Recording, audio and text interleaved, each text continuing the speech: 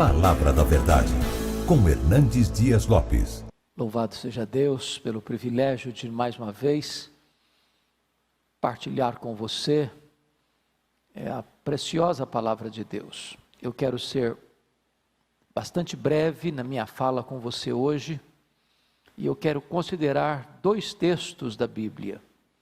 O primeiro deles está no livro de Provérbios, no capítulo 27. Provérbios 27, versículo 1. E esse texto diz assim: não te glories do dia de amanhã, porque não sabes o que trará à luz. O segundo texto que quero compartilhar com você está na carta de Tiago. Abra comigo, por favor, na carta de Tiago, no capítulo de número 4, versos 13 a 17. Está escrito o seguinte: atendei agora, vós que dizeis, hoje ou amanhã iremos para a cidade tal, e lá passaremos um ano, e negociaremos, e teremos lucros. Vós não sabeis o que sucederá amanhã, que é a vossa vida. Sois apenas como neblina que aparece por um instante e logo se dissipa. Em vez disso, devíeis dizer: se o Senhor quiser, nós viveremos, como também faremos isto ou aquilo. Agora, entretanto, vos jactais das vossas arrogantes pretensões. Toda jactância semelhante a essa é maligna. Portanto, aquele que sabe que deve fazer o bem e não o faz, nisso está pecando.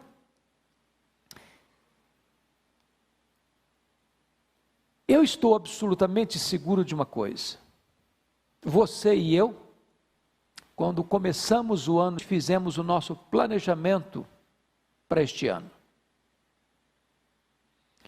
Planejamos trabalhos, investimentos, viagens, algumas férias, passeios, muitos com a agenda completamente lotada, com negócios bem elaborados, com um planejamento familiar bem feito.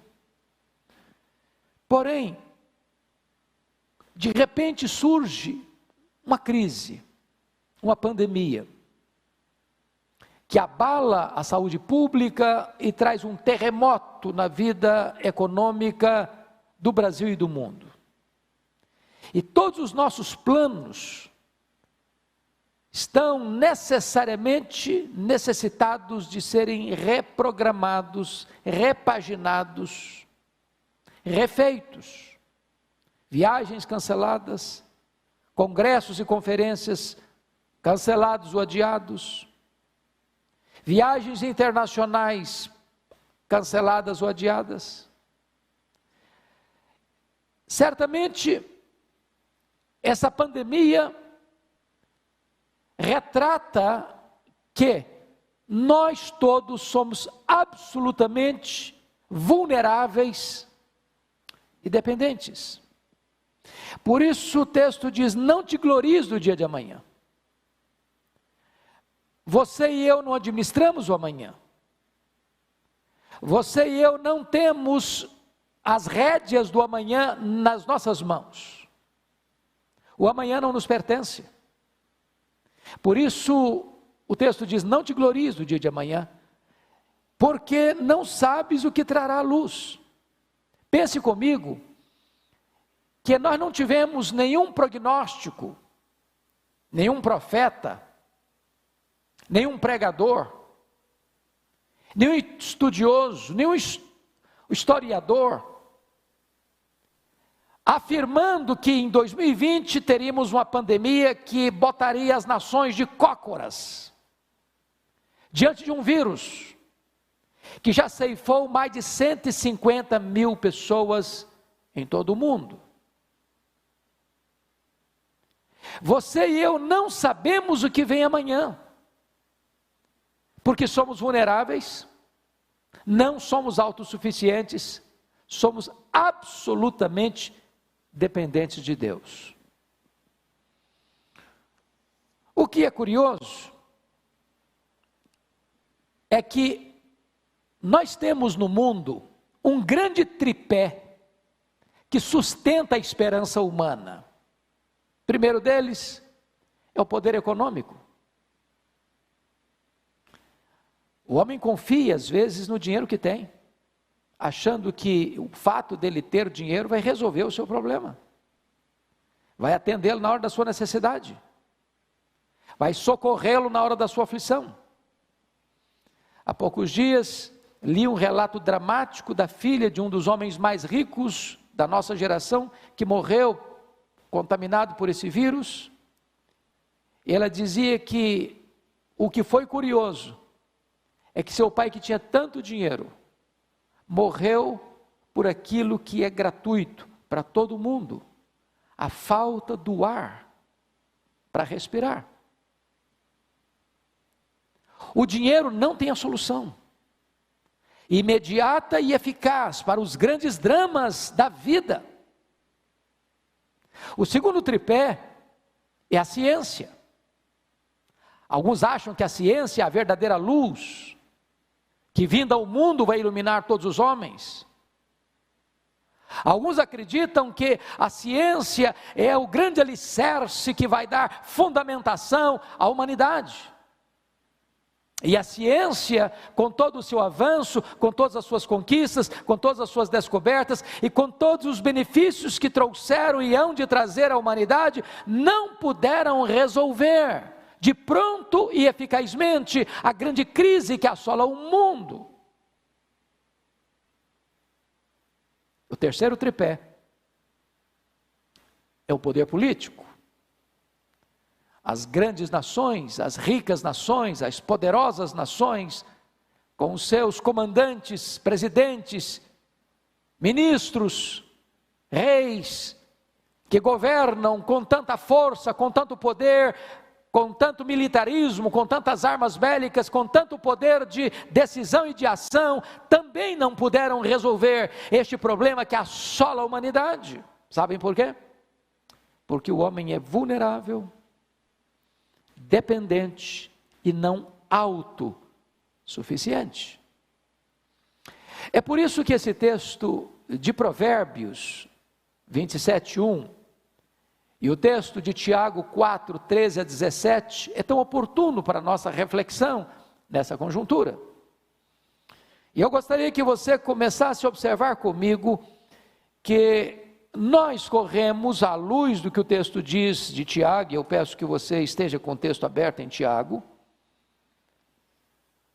quando ele trabalha no verso 16, o problema da jactância e o problema das arrogantes pretensões.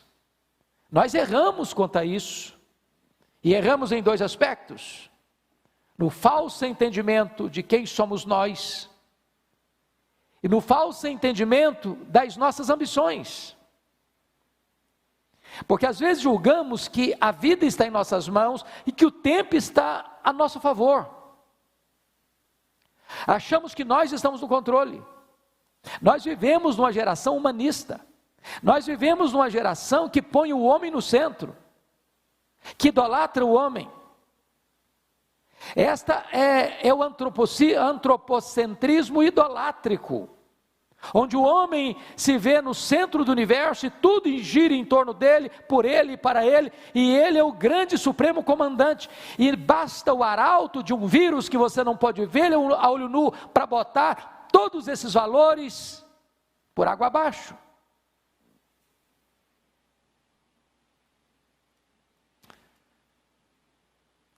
Nós temos tantas vezes a presunção de fazer planos sem incluir o propósito e a vontade de Deus nesses planos. Eu quero lhe dizer que não é pecado, não é errado, aliás, é necessário fazer planos. Não é disso que Tiago está dizendo.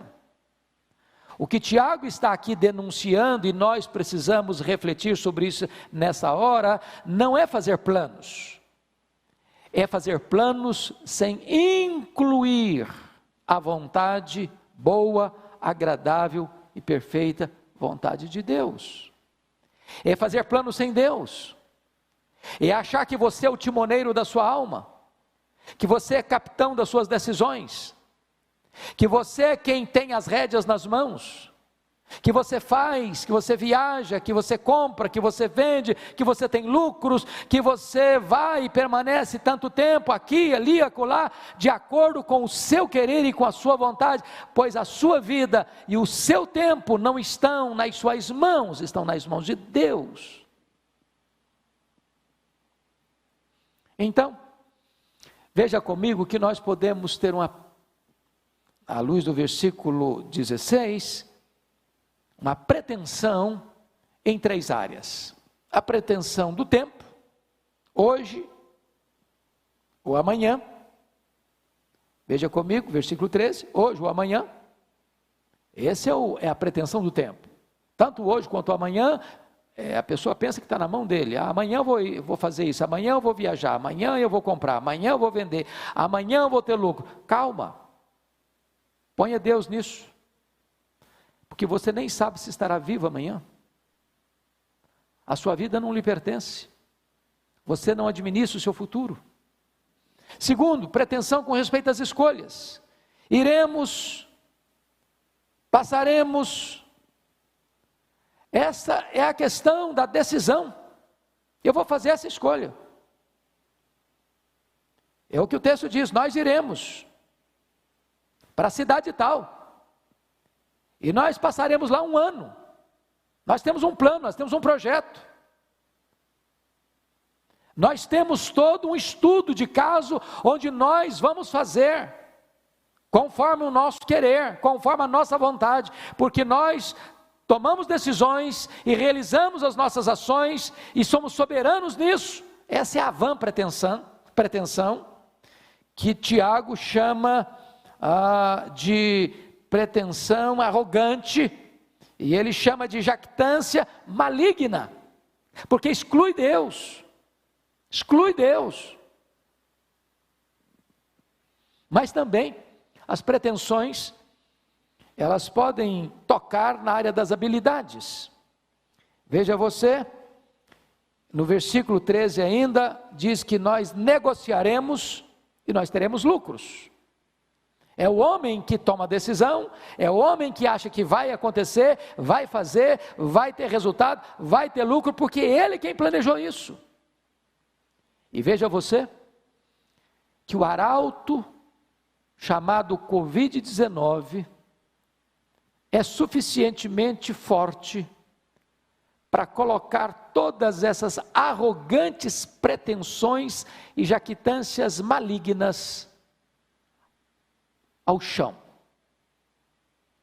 e tirar toda essa altivez do homem, esvaziar sua bola, e mostrar para ele que ele é vulnerável, dependente e não autossuficiente. Pois bem, como nós podemos nos proteger dessas vãs pretensões, dessas arrogantes pretensões ou presunção? Primeiramente, eu acho que nós precisamos reconhecer e ter consciência da nossa ignorância. Olha o versículo 14 comigo. Vós não sabeis o que sucederá amanhã, ponto. Com todo o nosso saber, com todos os nossos prognósticos, com toda a nossa provisão de tempo, com todos os nossos estudos, com toda a nossa ciência, com toda a nossa perícia, o texto é categórico: vós não sabeis o que sucederá amanhã. Fomos pegos de surpresa, fomos apanhados nessa rede da ignorância. E o mundo está em pânico. E as nações estão completamente aturdidas. Por quê? Porque nós temos que admitir a nossa limitação do saber com respeito ao futuro. Vós não sabeis o que sucederá amanhã. Segundo lugar, ter consciência da nossa fragilidade. Olha comigo o versículo 14. Que é a vossa vida? Sois apenas como neblina que aparece por instante e logo se dissipa. Note você a fragilidade da vida, a vulnerabilidade da vida. Morre o idoso, morre o adulto, morre o jovem, morre a criança, morre o rico, morre o pobre, morre o doutor, morre o analfabeto, mora o homem que mora no palácio, morre o homem que mora na palafita, mora o homem piedoso, morre o homem ateu. A morte é democrática e ela chega a todos. Ela é o sinal de igualdade na equação da vida, ela chega a todos. Por quê? Porque não importa a saúde que você tem, não importa o dinheiro que você tem, não importa o conhecimento que você tem, não importa o lugar que você mora, não importa o cargo que você ocupa, você e eu somos frágeis e vulneráveis. Mas ainda, terceiro lugar, como nos proteger desta presunção? Primeiro, saber da nossa ignorância. Segundo, saber da nossa fragilidade. Terceiro, saber da nossa total dependência de Deus. Olha o versículo 15 comigo. Em vez disso, devias dizer, se o Senhor quiser, nós viveremos. Como também faremos isto ou aquilo. Então, deixa eu lhe dar um conselho. Não é clichê, não é clichê. Não é jargão religioso. Nós, se não temos este hábito santo, bíblico, correto, devíamos começar a ter, usar esta expressão, se Deus quiser, ou se Deus permitir, eu irei, eu pregarei, eu viajarei, eu negociarei, eu passarei tanto tempo na cidade tal, eu terei lucros, eu casarei, eu trabalharei. Se Deus quiser, se Deus permitir. Nessa conjuntura social, onde o nome de Deus tem sido banido da imprensa tantas vezes, da mídia tantas vezes, das cortes tantas vezes, do parlamento tantas vezes, dos palácios tantas vezes, das universidades tantas vezes, das escolas tantas vezes, do teatro tantas vezes, da literatura tantas vezes, é necessário reinserir a realidade de Deus, porque nós somos dependentes. Se Ele não quiser, não viveremos. Se Ele não quiser, não faremos. Se Ele não quiser, não viajaremos. Se Ele não quiser, não teremos trabalho. Se Ele não quiser, não teremos lucros. É dele que vem o nosso sustento e dele que vem totalmente a nossa proteção e cuidado para viver, para fazer e para acontecer. Se Ele não quiser, nada disso vai acontecer.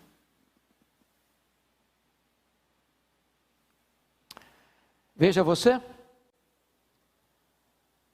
no versículo 16, ele mostra a necessidade de compreendermos que o nosso destino não está em nossas mãos. Agora, entretanto, vos jactais das vossas arrogantes pretensões. Quando você faz um plano e não inclui a permissão de Deus ou a vontade de Deus nesses planos, Deus chama isso de jactância, e uma jactância arrogante. é de você achar que você está no controle. Você tem o poder, você tem a força, você tem o controle, você tem o domínio. Isso é jactância e arrogância demoníaca. Isso é excluir Deus da sua pauta, da sua agenda, da sua vida, da sua família, das suas decisões. Isso é contrário ao cristianismo.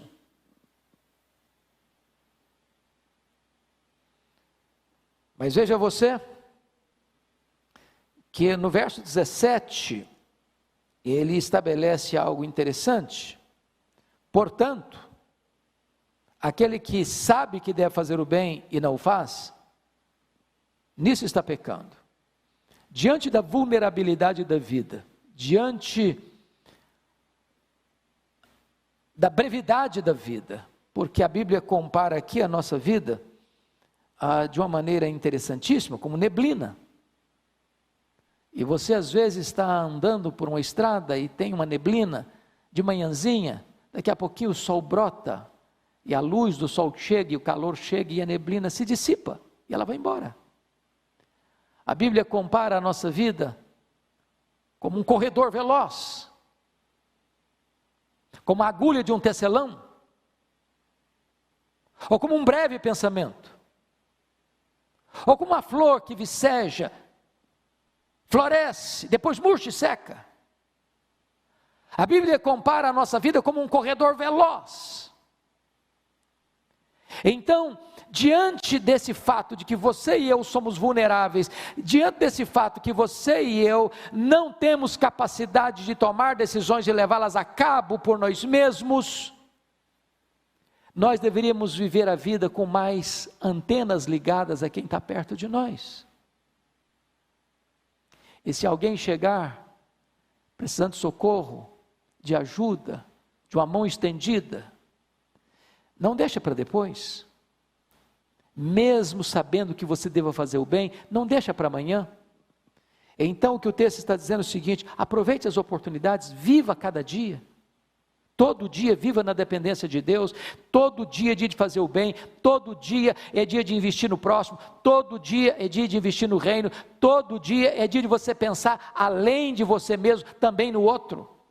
Porque essas pessoas que estão com essas vãs pretensões e arrogantes pretensões, elas estão pensando nelas: eu faço, eu viajo, eu passo tanto tempo, eu vou ter lucros, eu vou comprar, o eu, sempre no centro, e ele fazendo para ele, ele trabalhando para ele, ele tendo lucro para ele, ele deixando as oportunidades passarem de fazer o bem. Você com esta crise está aprendendo algumas lições tão importantes.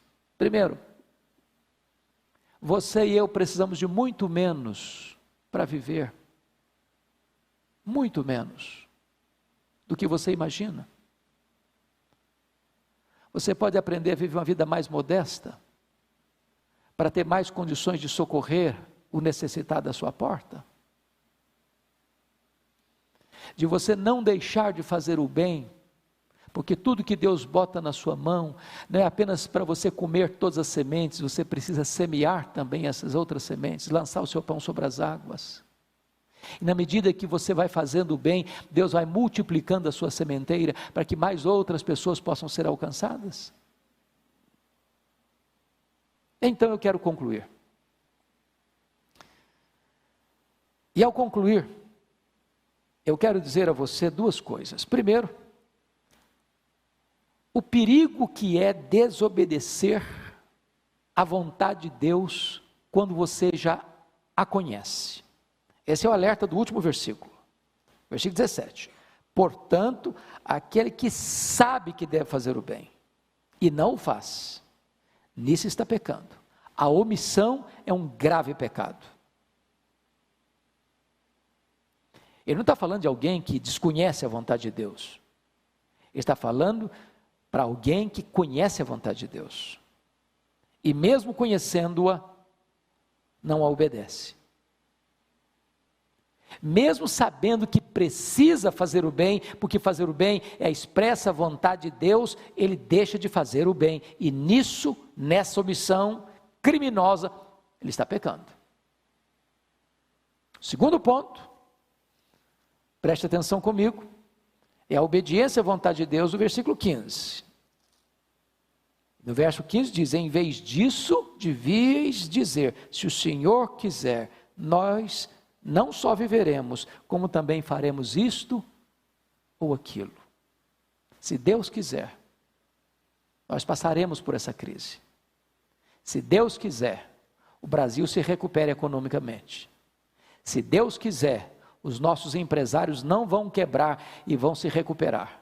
Se Deus quiser, os nossos empregados vão continuar trabalhando e botando pão sobre a sua mesa. Se Deus quiser, Deus há de proteger você e a sua família. Se Deus quiser, as nações vão ser poupadas desta grande pandemia e dessa grande calamidade. Se Deus quiser, nós viveremos. Se Deus quiser, a igreja vai ser mais viva. Se Deus quiser, a igreja vai ser mais quebrantada. Se Deus quiser, um grande avivamento vai varrer a igreja evangélica brasileira e mundo afora. Se Deus quiser, tempos novos hão de vir da parte de Deus, tempos de refrigério para a glória do seu nome. Se Deus quiser, Deus está no trono e nós somos totalmente dependentes dele. Que Deus abençoe o seu coração. Que Deus abençoe sua vida.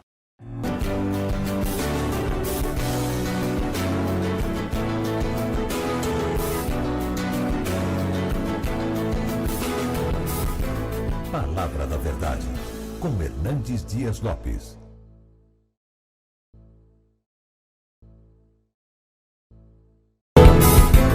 Palavra da Verdade, com Hernandes Dias Lopes. Meus amados irmãos, nós vamos abrir a palavra de Deus em Atos dos Apóstolos, capítulo 17. Atos dos Apóstolos, capítulo 17, a partir do verso 16 até o verso 34. Peço que você, após a leitura, mantenha a sua Bíblia aberta nesta passagem comigo. O discurso de Paulo em Atenas. Enquanto Paulo os esperava em Atenas, referindo-se a Silas e Timóteo, o seu espírito se revoltava em face da idolatria dominante na cidade. Por isso dissertava na sinagoga entre os judeus e os gentios piedosos, também na praça todos os dias entre os que se encontravam ali. E alguns dos filósofos epicureus e estoicos contendiam com ele, havendo quem perguntasse: e quer dizer esse tagarela? E outros: parece pregador de estranhos deuses, pois pregava Jesus e a ressurreição. E então, tomando-o consigo, o levaram ao Areópago, dizendo: poderemos saber que nova doutrina é essa que ensinas? Posto que nos trazes aos ouvidos coisas estranhas, queremos saber o que vem a ser isso. Pois todos os de Atenas e os estrangeiros residentes de outra coisa não cuidavam, senão dizer ou ouvir as últimas novidades. Então Paulo, levantando-se no meio do Areópago, disse: senhores atenienses, em tudo vos vejo acentuadamente religiosos, porque passando e observando os objetos de vosso culto, encontrei também um altar no qual está inscrito ao Deus desconhecido. Pois esse que adorais sem conhecer é precisamente aquele que eu vos anuncio. O Deus que fez o mundo e tudo o que nele existe, sendo ele Senhor do céu e da terra, não habita em santuários feitos por mãos humanas, nem é servido por mãos humanas, como se de alguma coisa precisasse. Pois ele mesmo é quem a todos dá vida, a respiração e tudo mais. De um só fez toda a raça humana, para habitar sobre toda a face da terra, havendo fixado os tempos previamente estabelecidos e os limites da sua habitação, para buscarem a Deus, se porventura, tateando, possam achar, bem que não está longe de cada um de nós, pois nele vivemos e nos movemos e existimos, como alguns dos vossos poetas têm dito, porque dele também somos geração. Sendo, pois, geração de Deus, não devemos pensar que a divindade é semelhante ao ouro, à prata ou à pedra, trabalhados pela arte e imaginação do homem. Ora, não levou Deus em conta os tempos da ignorância. Agora, porém, notifica aos homens que todos, em toda parte, se arrependam. Porquanto estabeleceu um dia em que há de julgar o mundo com justiça, por meio de um varão que destinou e acreditou diante de todos, ressuscitando-o dentre os mortos. Quando ouviram falar de ressurreição de mortos, uns escarneceram. E outros disseram: a respeito disso te ouviremos noutra ocasião. A esta altura Paulo se retirou do meio deles. Houve, porém, alguns homens que se agregaram a ele e creram. Entre eles estava Dionísio, o Areopagita, uma mulher chamada Dâmaris, e com eles outros mais. Amém.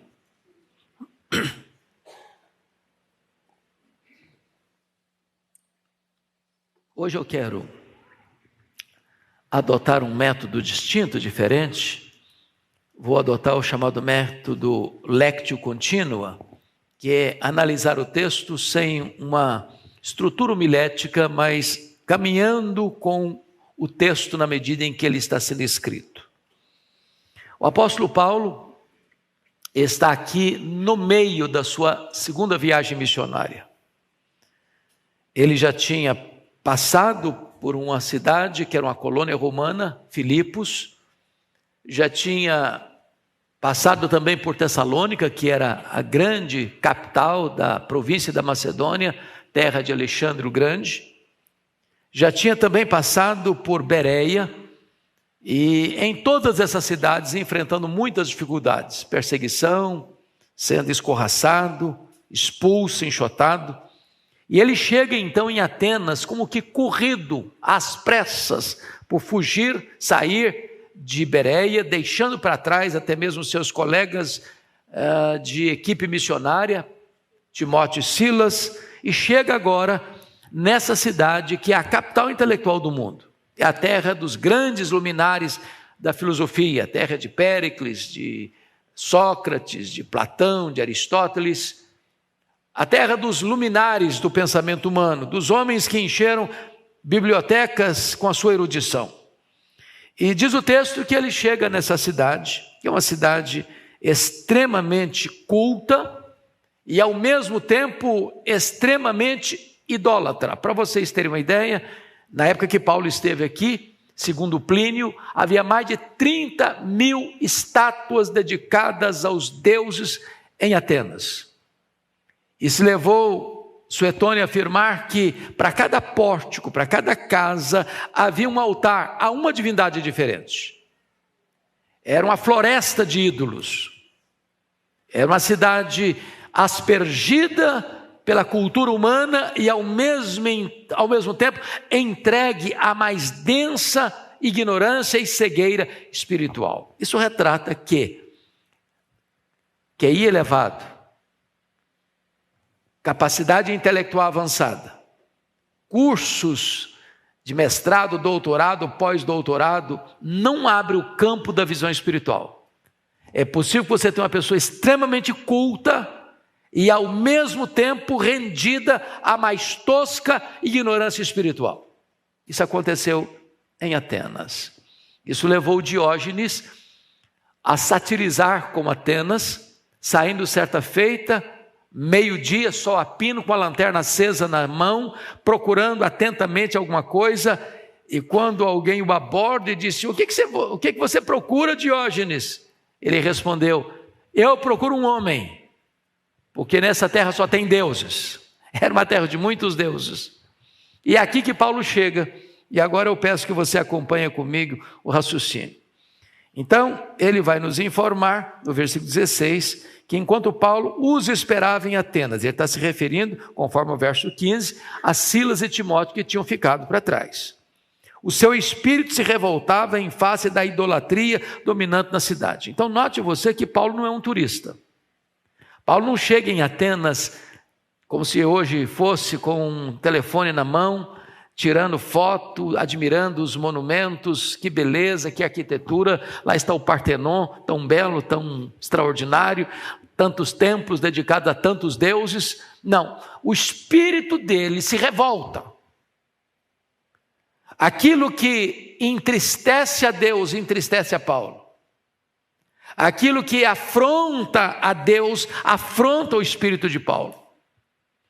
Ele não está encantado com a beleza da cidade, não. Ele está, conforme o texto diz aqui, revoltado, o espírito revoltado em face da idolatria. Não é da idolatria, não, da idolatria dominante. Em outras palavras, a cidade está rendida aos ídolos, debaixo do governo, do controle dos ídolos.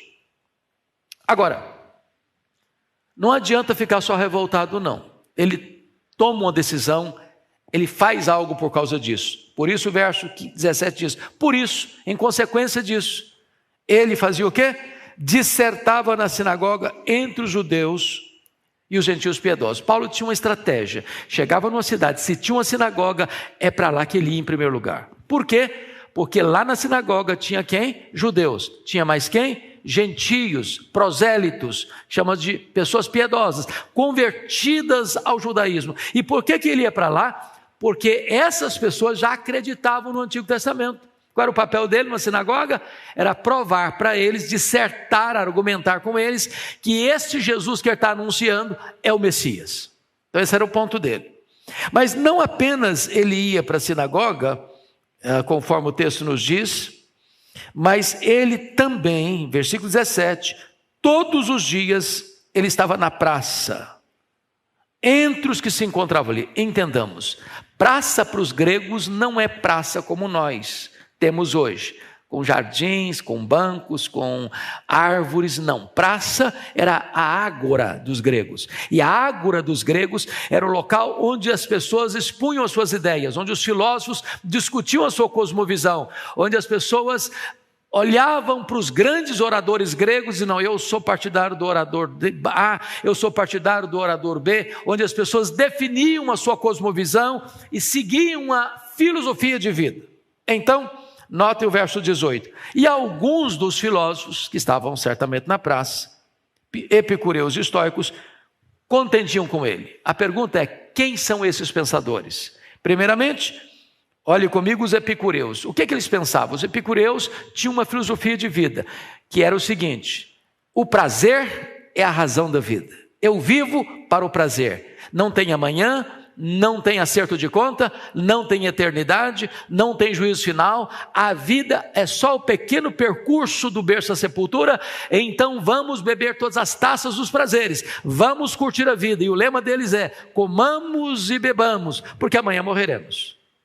Paulo vai dizer para esses filósofos: não, senhor, tem acerto de conta sim, tem juízo final sim, tem um juiz escalado sim, tem uma prestação de conta sim, e é preciso que todos se arrependam, porque esse dia do juízo vai chegar. Então ele está destruindo os pilares da filosofia epicurista. Mas tem mais, ele estava discutindo também, diz o texto aí, com os filósofos estoicos. E quem são os estoicos? O que pensavam os estoicos? Os estoicos eram fatalistas. Os estoicos defendiam a tese de que a vida está fechada num claustro onde o homem não consegue sair. Ele está debaixo de um destino implacável.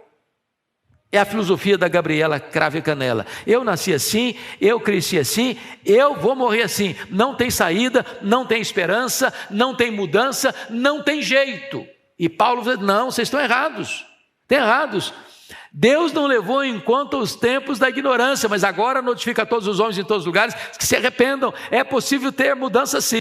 Deus é o Deus que perdoa pecado sim. Deus é o Deus que abre a porta da salvação sim. Deus é o Deus que dá a chance e a possibilidade do homem ter uma nova vida, um novo coração, uma nova mente, uma nova família, uma nova pátria. É possível ser salvo e sair dessa prisão que a filosofia estoica pregava. Bom, diante das argumentações de Paulo, alguém pergunta lá, havendo quem perguntasse, verso 18, que quer dizer esse tagarela? A palavra tagarela é uma palavra muito curiosa no grego. A palavra significa aqueles pássaros que ficavam nos esgotos comendo sementes. O que estão falando de Paulo é o seguinte: Paulo está falando o que ele não entende. Ele não é como nós, filósofos, que pregam a ideia que nós construímos. Ele está falando palavras a esmos. Ele está falando sem entender o que está falando. Ele é um tico-tico no fubá, diríamos nós hoje. Então chamam o pregador de tagarela. como se alguém que falasse sem compreender o que estava dizendo. Mas por que eles chamam Paulo de tagarela? Outros diziam assim: parece pregador de estranhos deuses, pois pregava Jesus e a ressurreição. O que ele está querendo dizer com isso? Atenas tinha mais de 30 mil deuses, mas eles não tinham escutado sobre esses dois que estão falando aqui, Jesus e a ressurreição. Na cabeça deles, Paulo está pregando mais duas divindades que eles não conheciam, uma masculina, Jesus, e outra feminina, a ressurreição. Para eles a ressurreição era como se fosse uma divindade, então eram estranhos deuses para eles. Então vejam vocês, que a cidade mais culta do mundo da época acha que o pregador do evangelho é um tagarela, e acha que Jesus é um Deus desconhecido para eles, é um Deus estranho para eles, estranhos deuses.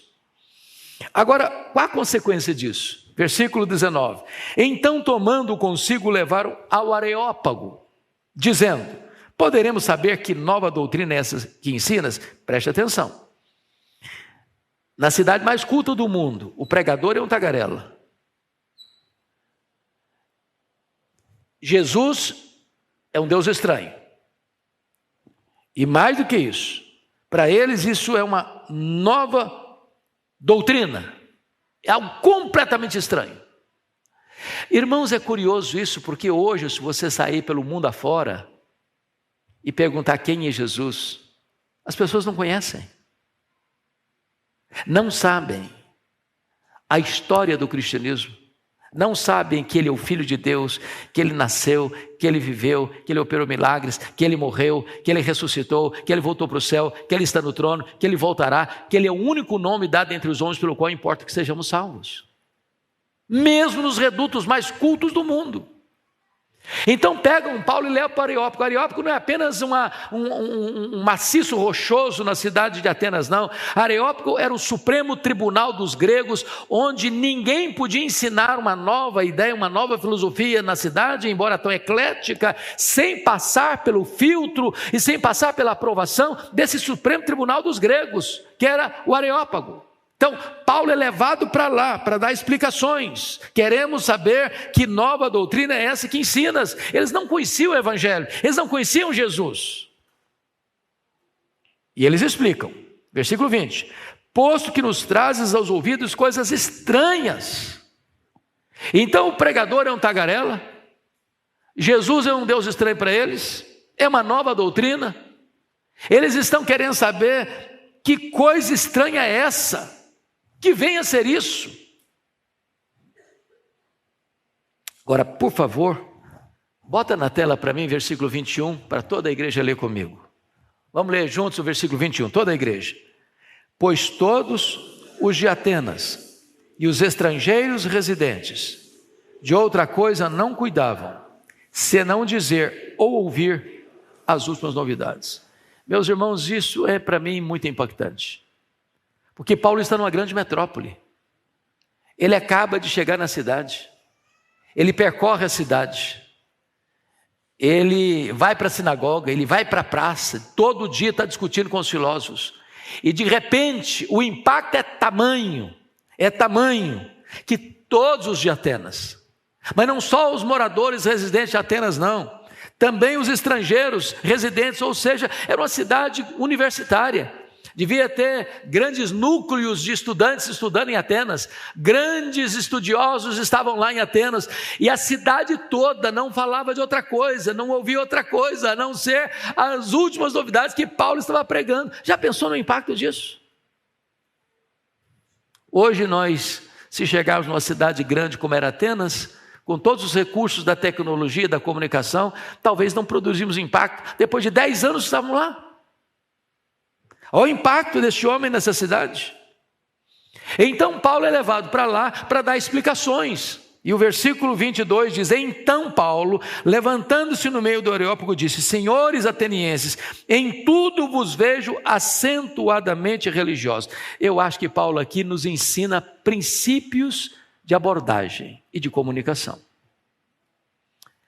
Porque diz o texto que o espírito dele estava revoltado. Revoltado por causa de quê? Por causa da idolatria que estava reinando na cidade. Mas na hora que vai dirigir esse público com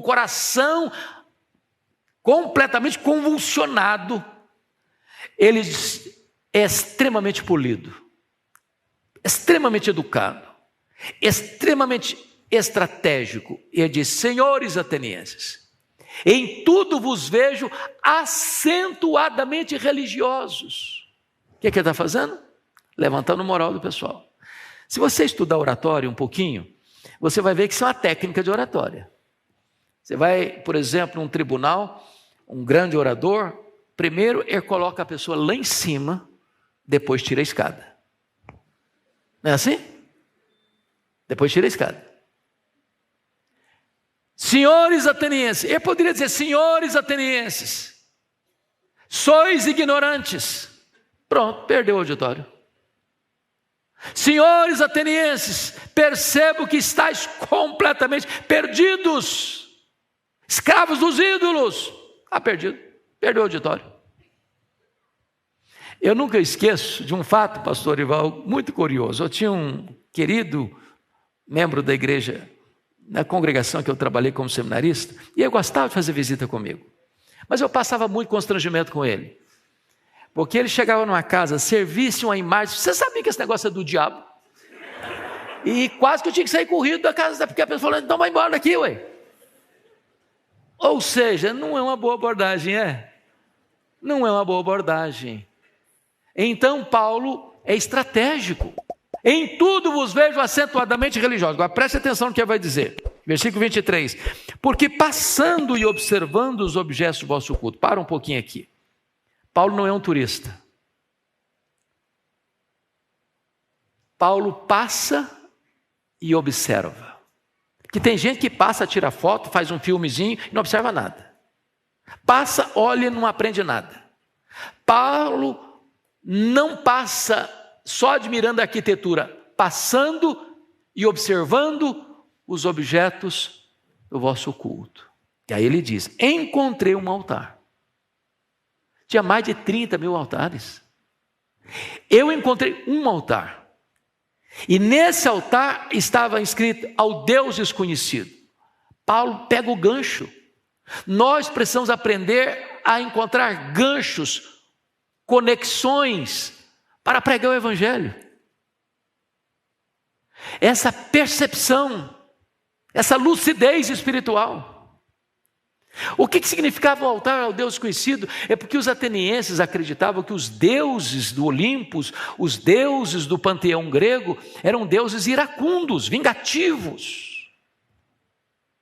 Então, na cabeça deles, se porventura existisse uma divindade que não tivesse um altar na terra, essa divindade ficaria furiosa e fuzilaria as pessoas com a sua ira. Então, com medo de que porventura alguma divindade tenha sido esquecida, o que eles fizeram? Levantaram em Atenas um altar genérico, sem rótulo,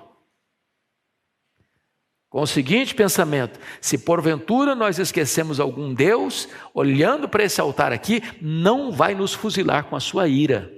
Então Paulo pega esse gancho e vai dizer o seguinte: pois esse que adorais sem conhecer é precisamente aquele que eu vos anuncio. Então, a partir agora do verso 24, Paulo começa a tratar especificamente do Deus que eles não conheciam, dentre mais de 30 mil deuses que eles adoravam, o único Deus verdadeiro, vivo e verdadeiro.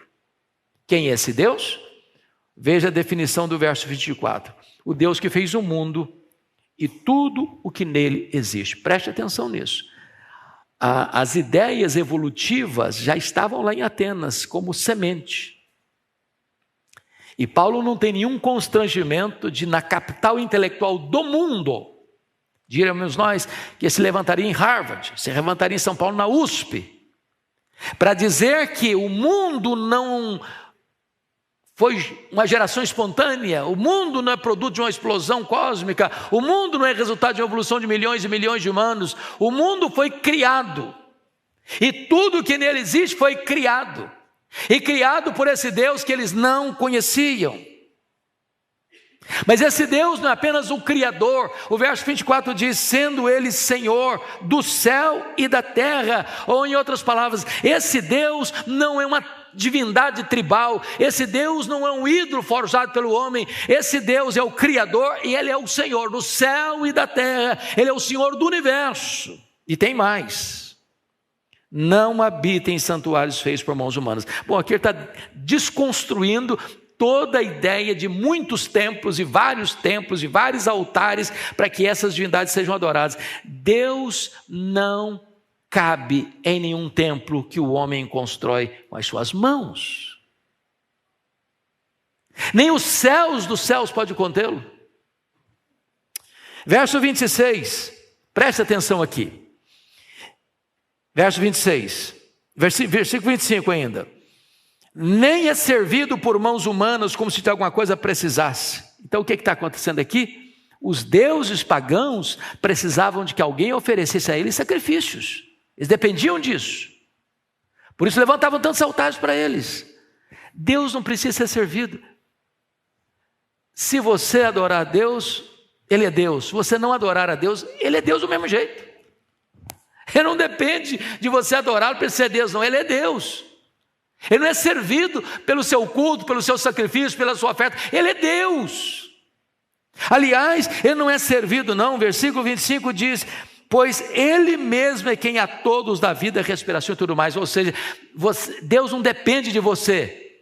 É você quem depende dEle. É você quem depende dEle. O fato de você estar aqui nesta noite é uma prova que Ele existe. É Ele quem dá a respiração para você, Ele quem dá vida para você, Ele quem dá tudo para você. Toda boa dádiva procede das mãos dEle, você depende dEle, você é totalmente dependente de Deus. Versículo 26, isso é extraordinário. De um só fez toda a raça humana para habitar sobre toda a face da terra. Preste atenção nisso. Paulo acreditava em Adão e Eva. Para Paulo, Gênesis capítulo 1, capítulo 2, não é um texto mitológico, pictórico. Gênesis 1 e 2 é um texto histórico. Adão existiu. E é desse primeiro casal que procede toda a raça humana. Paulo está falando isso, irmãos, na capital intelectual do mundo. Paulo está pregando isso no topo filosófico do mundo.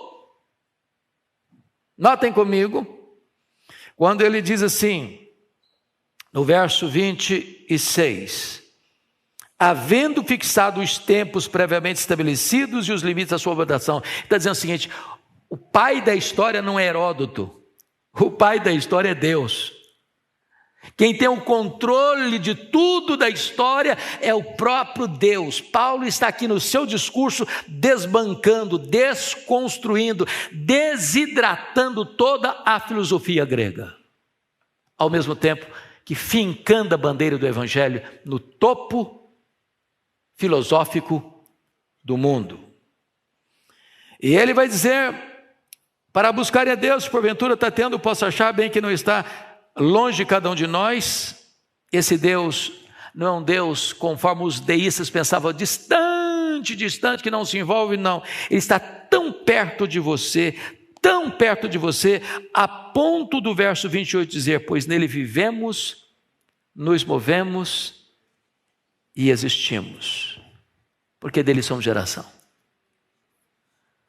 Deus é transcendente, é verdade. Nem os céus podem contê-lo, mas Deus é imanente, Ele está aqui, Ele está presente aqui nesta noite. Ele está dando a sua respiração, nele você vive, nele você move, nele você existe. Pois bem, versículo 29, pois somos geração, sendo pois geração de Deus, aí começa a desbancar a idolatria. Sendo pois geração de Deus, Não devemos pensar que a divindade é semelhante ao ouro, à prata ou à pedra trabalhado pela arte e imaginação do homem. Bom, então se eu sou dele, eu não posso proceder de um pau, eu não posso proceder de uma pedra, eu não posso proceder de prata, de ouro, eu não posso proceder de um ídolo que eu mesmo formei. Se eu criei um ídolo, claro, o Criador é maior que a criatura, então eu não posso adorar alguém que é menor do que eu tenho que adorar alguém que é maior do que eu. Então a idolatria é uma loucura, é um contrassenso. É um contrassenso. Se eu sou geração de Deus, eu não posso pensar que Deus é igual ao ouro, à prata, à pedra, à madeira. Não. Não. Porque eu estaria adorando algo que eu mesmo fiz, menor do que eu. Então, agora Paulo vai mostrar algo que, se ele falasse isso no começo do discurso dele, perderia o auditório. Mas agora, já que ele já argumentou, ele pode falar. Versículo 30. Põe na tela, por favor, versículo 30 e vamos ler juntos. Vamos juntos? Ora, não levou Deus em conta os tempos da ignorância. Agora, porém, notifica aos homens que todos, em toda parte, se arrependam. Pensa um orador chegando em Harvard, aqui na USP, professores e alunos reunidos, e diz: Deus não levou em conta os tempos da ignorância, chamou todo mundo de ignorante. É isso que ele está fazendo. Os intelectuais, os grandes pensadores, os grandes filósofos, os grandes cientistas, os grandes professores, as mentes mais brilhantes do mundo, preste atenção nisso, capacidade intelectual não significa clareza espiritual. Tem gente, meus irmãos, que discerne os escaninhos da ciência e não enxerga um palmo na frente do seu nariz no que tange as coisas espirituais. Agora Paulo está dizendo, Deus não levou em conta os tempos da ignorância. O que Paulo está dizendo? Olha, Deus não levou em conta essa cegueira espiritual de vocês que adoram tantos deuses, mas não conhecem o Deus verdadeiro. Porque nessa terra dos filósofos, o pregador é um tagarela, Jesus é um Deus estranho, o Deus criador é desconhecido. Ele não levou em conta os tempos da ignorância, mas agora notifica quantas pessoas? Notifica aos homens. Quantos? Que todos. Em que lugar? Em toda parte. Façam o quê? Se arrependam. O que Paulo está dizendo? Não tem exceção. Professores e alunos, doutores e analfabetos, pais e filhos, ricos e pobres, religiosos e não religiosos, ateus e agnósticos, todos, em toda parte, em todo o tempo, precisam fazer o quê? Se arrepender. Se arrepender não só do que você faz, se arrepender de quem você é. Sabe por quê? Você não é pecador porque peca. Você peca porque é pecador. É como um pé de laranja. Ele não é laranjeira porque dá laranja. Ele dá laranja porque é laranjeira. A seiva que corre no caule daquela planta indica que é laranjeira, pois dá laranja. A Bíblia diz: em pecado me concebeu minha mãe. É por isso que a Bíblia diz: todos pecaram e destituídos estão da glória de Deus. Não há justo nenhum sequer. Todos precisam se arrepender. Ah, mas eu sou tão bonzinho, mas eu não faço nada errado. Ah, eu não bebo, eu não fumo, eu não danço, eu não adultero, eu não faço isso, não faço aquilo. Todos pecaram e destituídos estão da glória de Deus. A pessoa mais honesta, a pessoa mais bagunçada na vida moral, todos precisam se arrepender. Por quê? Versículo 31, põe na tela, por favor, para todos nós lermos, por gentileza. Vamos ler? Por que razão? Porquanto estabeleceu um dia em que há de julgar o mundo com justiça, por meio de um varão que destinou e acreditou diante de todos, ressuscitando dentre os mortos. Então ele está dizendo, por que é preciso arrepender? Porque o dia do juízo está marcado. Porque o juiz já está escalado. E o critério do julgamento é com justiça. Os tribunais da terra, meus irmãos, são susceptíveis de erro. Os tribunais, por mais egrégios que sejam, podem ser agentes de injustiça. Juízes, por mais ínclitos que sejam, podem estar rendidos à corrupção. Entretanto, o tribunal de Deus é justo. E a Bíblia diz que a alma que pecar, essa morrerá, e Deus não inocentará o culpado. Pois bem, quando Paulo termina o seu sermão, no Areópago, verso 32, quando ouviram falar de ressurreição de mortos, uns escarneceram. Primeiro ponto. Primeira reação foi de repúdio à pregação de Paulo. E por que eles escarneceram? Nós estamos falando de Atenas. Atenas é uma cidade o quê? Grega. E qual o principal pensamento grego? É que a matéria é essencialmente má. Portanto, o grego aplaudia a morte. Como assim? O grego aplaudia a morte.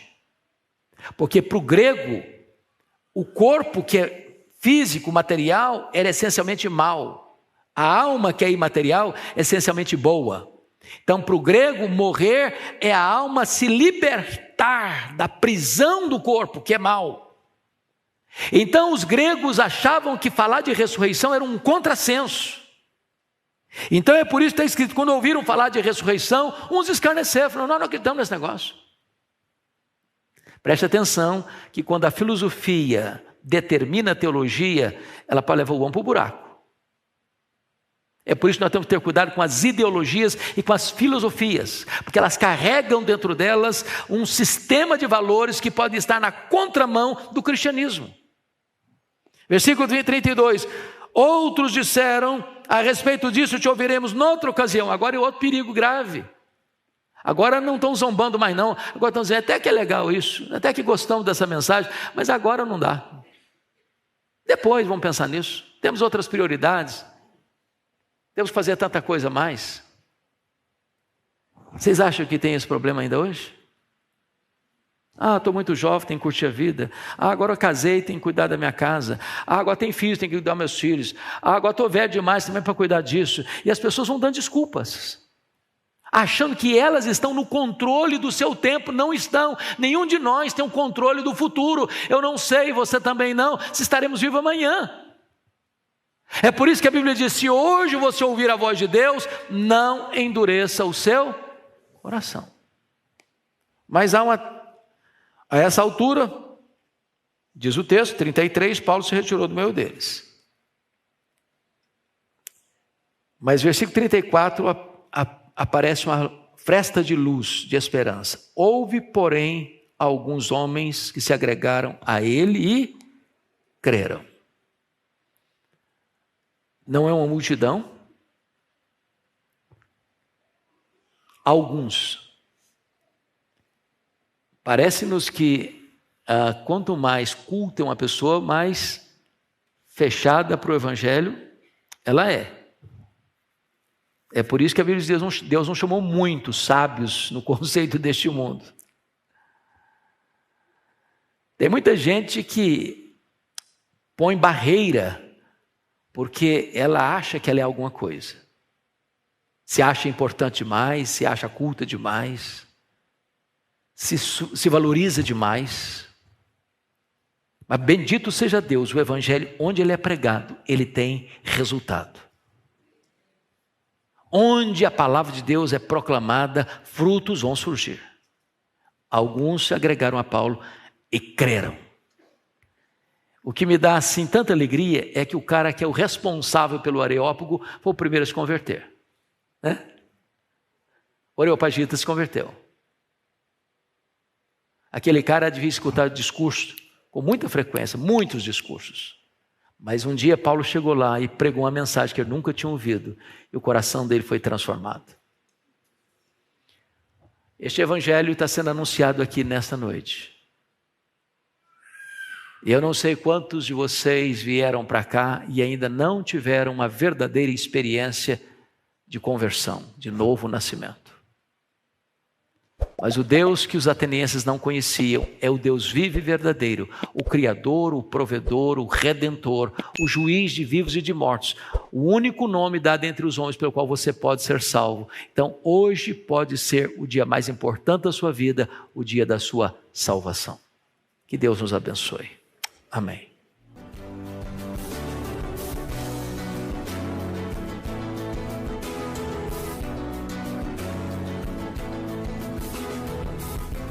Palavra da Verdade, com Hernandes Dias Lopes.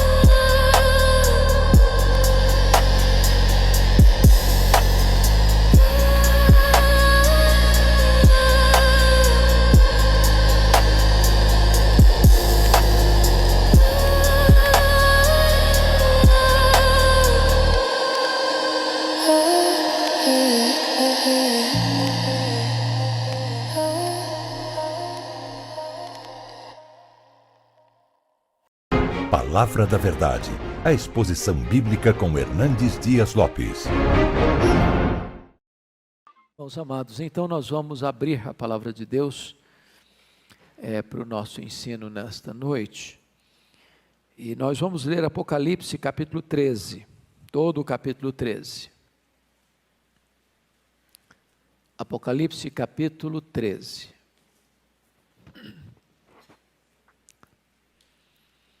Está escrito o seguinte: vi emergir do mar uma besta, que tinha 10 chifres e 7 cabeças, e sobre os chifres 10 diademas, e sobre as cabeças nomes de blasfêmia. A besta que vi era semelhante a leopardo, com pés como de urso e boca como de leão. E deu-lhe o dragão o seu poder, o seu trono e grande autoridade. Então vi uma de suas cabeças como golpeada de morte, mas essa ferida mortal foi curada. E toda a terra se maravilhou, seguindo a besta. E adoraram o dragão, porque deu a sua autoridade à besta. Também adoraram a besta, dizendo: quem é semelhante à besta? Quem pode pelejar contra ela? Foi-lhe dada uma boca que proferia arrogâncias e blasfêmias, e autoridade para agir 42 meses. E abriu a boca em blasfêmias contra Deus, para lhe difamar o nome e difamar o tabernáculo, a saber, os que habitam no céu. Foi-lhe dado também que pelejasse contra os santos e os vencesse. Deu-se-lhe ainda autoridade sobre cada tribo, povo, língua e nação. E adorá-lo-ão todos os que habitam sobre a terra, aqueles cujos nomes não foram escritos no livro da vida do Cordeiro, que foi morto desde a fundação do mundo. Se alguém tem ouvidos, ouça. Se alguém leva para cativeiro vai. Se alguém matar a espada, necessário é que seja morto a espada. Aqui está a perseverança e a fidelidade dos santos. Vi ainda outra besta emergir da terra. Possuía 2 chifres, parecendo cordeiro, mas falava como dragão. Exerce toda a autoridade da primeira besta na sua presença. Faz com que a terra e os seus habitantes adorem a primeira besta, cuja ferida mortal foi curada. Também opera grandes sinais, de maneira que até fogo do céu faz descer a terra diante dos homens. Seduz os que habitam sobre a terra, por causa dos sinais que lhe foi dado executar diante da besta, dizendo aos que habitam sobre a terra que façam uma imagem à besta, àquela que ferida a espada sobreviveu. E lhe foi dado comunicar fôlego à imagem da besta, para que não só a imagem falasse, como ainda fizesse morrer quantos não adorassem a imagem da besta. A todos os pequenos e os grandes, os ricos e os pobres, os livres e os escravos, faz que lhes seja dada certa marca sobre a mão direita e sobre a fronte, para que ninguém possa comprar ou vender, senão aquele que tem a marca, o nome da besta ou o número do seu nome. Aqui está a sabedoria. Aquele que tem entendimento, calcule o número da besta, pois é número de homem. Ora, esse número é 666. Eu quero conversar então com vocês hoje sobre este tema, o anticristo, o agente de Satanás. Quem esteve conosco, segunda-feira passada, examinando Apocalipse capítulo 12, vimos que o dragão, representando Satanás, o diabo, a antiga serpente, com toda a sua fúria, atacou Cristo e a sua igreja, mas vimos que ele foi derrotado no céu e derrotado na terra. Porém, ainda o dragão recebe permissão para perseguir a igreja com sua fúria mais terrível. E é isso que vamos ver neste capítulo 13. É sempre intenção de Satanás ou do dragão imitar a Deus. O dragão tenta imitar o próprio Deus Pai. E aí, como Jesus Cristo, Deus Filho, ele se encarnou, então também Satanás vai querer imitar o que chamaríamos de uma antitrindade. O dragão representando o Deus Pai e o anticristo tentando representar o Deus Filho. E assim como Deus Filho se fez carne, agora Satanás vai querer uma espécie de simulacro da encarnação por meio da figura do anticristo. E é curioso que também surge uma outra besta, a besta que surge da terra, que nós chamamos de o falso profeta. É aquele líder religioso que vai facilitar e abrir caminho para o anticristo, que é um líder político.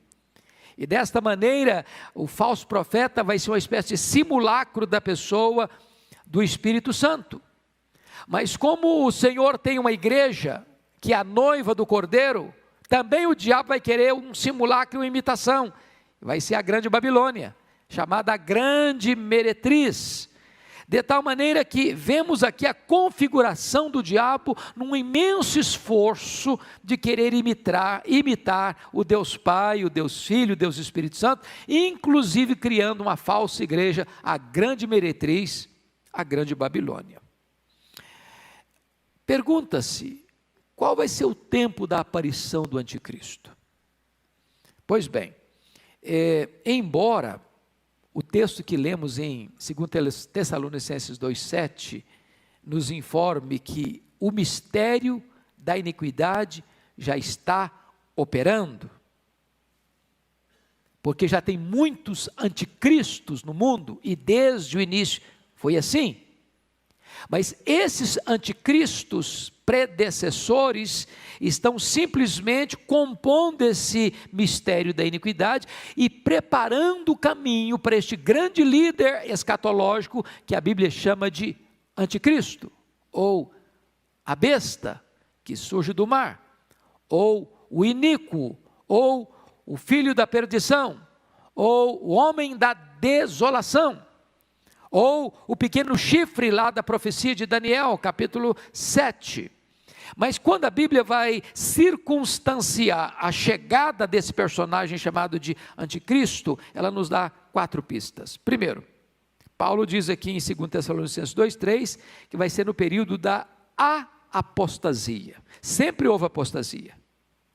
Mas Paulo fala de uma apostasia que tem um artigo definido, é a apostasia. Juntamente com a apostasia surge o homem da iniquidade. Então vai ser um período de grande apostasia, como nunca foi vista. Segundo, de acordo com Mateus 24, 21 e 22, no sermão profético de Jesus Cristo, vai ser também no período chamado de a grande tribulação. Terceiro, vai ser também no período em que vai haver a revelação do homem da iniquidade. Nesse período da apostasia, surge o homem da iniquidade. Vale dizer que homem da iniquidade, em 2 Tessalonicenses 2,3, a palavra iniquidade aí é anomia no grego. Ou seja, ele vai ser um homem sem lei. Se a apostasia está dominando, e o que é a apostasia? É a desistência da verdade, é o abandono da verdade, é não acolher os absolutos, é rejeitar qualquer parâmetro absoluto na vida, seja teológico, seja moral. Então notem vocês que o anticristo vem exatamente nesse lastro, vem exatamente com essa bandeira, já que o mundo não quer absolutos, o mundo está rendido ao relativismo, é terreno próprio para ele chegar, ele será o homem da iniquidade, o homem sem lei. E finalmente, esse período é chamado de o pouco tempo de Satanás. Pois bem, vamos analisar agora as várias facetas do anticristo. Eu quero trabalhar essa questão da contextualização melhor para a gente entrar na exposição de Apocalipse capítulo 13. No livro de Daniel, capítulo 7, fala também desse personagem. E esse personagem é retratado como a figura de 4 feras: o leão, o urso, o leopardo e outro animal terrível, que a Bíblia não menciona por nome, trazendo a ideia de que esse personagem chamado anticristo vai incorporar nele mesmo toda a fúria, todo o poder e toda a destruição dos grandes impérios daquela época: Império Babilônio, Império Medo-Persa, o Império Greco-Romano, o Greco-Macedônio e o Império Romano. Então, essa mesma imagem é apresentada em Apocalipse capítulo 13. Esse homem vai configurar nele mesmo o poder e a fúria dos grandes impérios megalomaníacos e terríveis impérios do passado. Ele vai ser chamado de o pequeno chifre, e está escrito em Daniel 7,21, eu olhava e eis que este chifre fazia guerra contra os santos e prevalecia contra eles. O anticristo vai fazer guerra contra o povo de Deus e vai prevalecer contra o povo de Deus, no sentido de levá-lo à morte, não à apostasia. Nesse sentido ele prevalece. Mas Apocalipse 12:11 diz que quando um cristão diante de uma situação de perseguição, onde ele deve optar ou pela vida ou apostatar da sua fé, ele opta morrer do que apostatar, e desta maneira o anticristo prevalece contra esse santo, matando-o, e na mesma medida esse santo prevalece sobre o anticristo, derrotando-o, porque a igreja derrota o anticristo pelo sangue do Cordeiro e pela palavra do testemunho. Mesmo em face da própria morte, não amaram a sua própria vida. Pois bem, queridos irmãos, ainda Daniel 7,25 diz que o anticristo proferirá palavras contra o Altíssimo, magoará os santos do Altíssimo, cuidará de mudar os tempos e a lei, e os santos lhe serão entregues nas mãos. Vai ser um tempo de terrível perseguição. Quando você vai para o ensino de Jesus em Mateus 24, versículos 15 a 28, Jesus faz uma introdução do anticristo na figura de Tito Vespasiano. Se você começar a ler Mateus 24, no sermão profético, você vai perceber que Jesus está falando da invasão de Jerusalém no ano 70. Mas ele faz essa introdução para levar você a uma análise mais profunda e mais longínqua da figura do anticristo. Da figura do anticristo. Da mesma maneira que o ataque a Jerusalém no ano 70, por Tito Vespasiano, entrando, destruindo, arruinando, queimando, massacrando, matando, e de uma forma tão avassaladora, vai ser desta maneira que este maior inimigo, ou mais terrível inimigo da igreja, vai atacar os santos, né? E agora você pode olhar comigo qual é a descrição que João faz. Aliás, preste bem atenção nisso. Dos escritores bíblicos, o único que chama esse personagem de anticristo, o anticristo, é o apóstolo João, e não em Apocalipse, mas nas suas epístolas. Daniel não o chamou de anticristo, Jesus não o chamou de anticristo, Paulo não o chamou de anticristo, quem o chama de anticristo é o apóstolo João. E o apóstolo João vai dizer que já saíram muitos anticristos por aí. O mundo está cheio deles. Por que significa a palavra anticristo? Anticristo pode ser tanto um Cristo substituto, como um opositor a Cristo. Esse prefixo anti pode significar um substituto, um outro Cristo, ou um opositor ferrenho de Cristo. Então, na verdade, há muitos anticristos. Todo aquele que nega que Jesus Cristo é em carne, esse é o anticristo. Em outras palavras, por que João está dizendo isso? Se vocês se lembram, no final do primeiro século, quando João escreveu o seu evangelho, as suas 3 cartas e o Apocalipse, estava dominando o mundo o pensamento grego. Vocês sabem disso. Roma dominou o mundo politicamente, mas Roma não conseguiu dobrar o mundo do ponto de vista filosófico. A filosofia grega, o pensamento grego, a língua grega dominava o mundo. Qual era o problema do pensamento grego? O pensamento grego era dominado pelo dualismo. Matéria má, espírito bom. Então, para os gregos, era impossível você afirmar que Jesus Cristo tinha um corpo físico, que tinha se encarnado, porque se a matéria era má, Jesus Cristo não podia ser Deus e homem ao mesmo tempo, porque não podia ser bom se ele tinha um corpo e a matéria é má. Então eles negavam a encarnação. E aí João vai dizer que todo aquele que nega que Jesus Cristo veio em carne, esse é o anticristo. Ele nega a divindade de Cristo, ele nega a perfeita humanidade de Cristo, ele nega Cristo. Então, João vai tratar dessa questão desse anticristo, que muitos já saíram, mas ele vai falar de uma última hora, onde vem um personagem chamado de o anticristo.